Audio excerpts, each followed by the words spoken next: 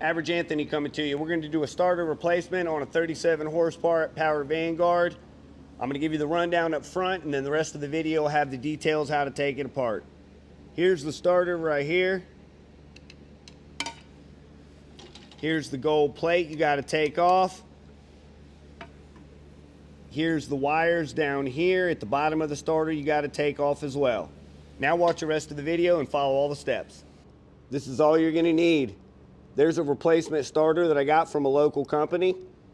You need a 1/2 inch socket with an extension and a 12 millimeter socket with an extension, and a lot of patience. Here we go.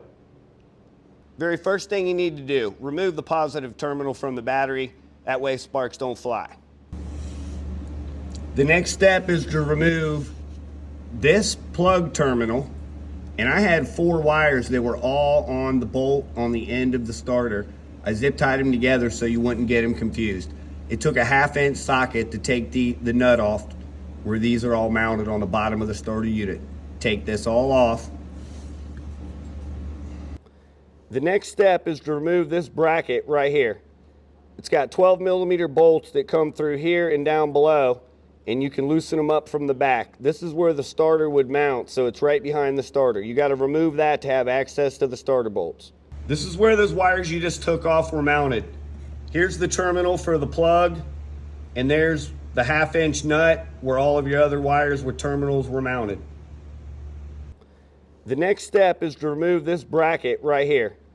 It's got 12 millimeter bolts that come through here and down below, and you can loosen them up from the back. This is where the starter would mount, so it's right behind the starter. You got to remove that to have access to the starter bolts.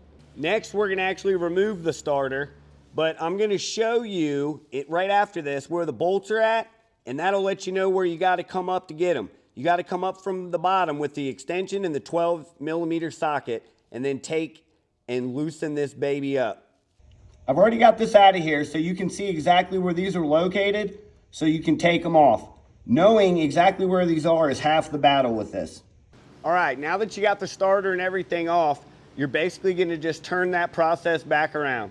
Mount the starter on first, then mount the bracket, then put the wiring and mount the wires on the bottom of the starter, and then reconnect your battery. Like my channel, subscribe. I'll keep giving you free advice. You guys have a great day.